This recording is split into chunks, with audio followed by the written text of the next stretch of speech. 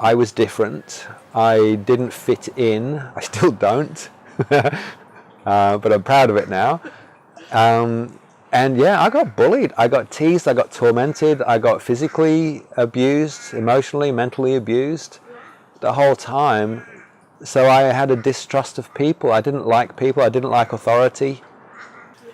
There was a significant incident somewhere in the middle of all that when I was maybe 13, and I was at a park on my own because I didn't have any friends, and I tried to make some new friends. There was a new group of kids, and we went back to one kid's house, and there was a frog or a toad jumping along the ground, and they were all throwing stones at the frog trying to hit it. And because they weren't very good at that distance, they got closer and closer. Before too long, they're on top of the frog throwing stones at it, and the frog's getting hit repeatedly, and its back was all scratched and bruised and bleeding. And I desperately wanted to fit in with these guys.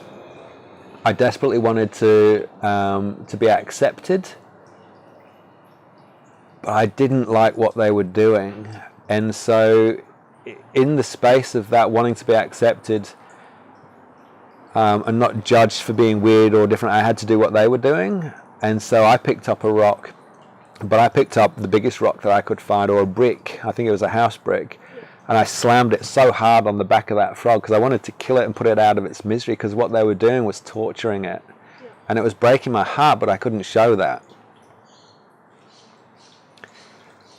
And so I just kept on doing it because this bloody frog wouldn't die. And I just kept doing it again and again. I must have been some crazed idiot. If you'd have seen it out of context and just come in and seen me doing that to the frog, you'd be like, what? This kid is fucked up.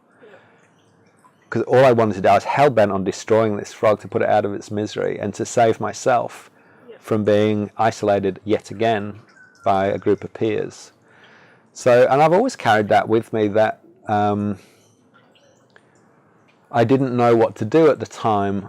I do now. What I should have done was protect the frog. I should have picked it up. I should have taken it away from the perpetrators. I should have given it some support, some love, some care, some nurturing, some safety. More than anything, what that frog needed was safety, and I didn't provide it.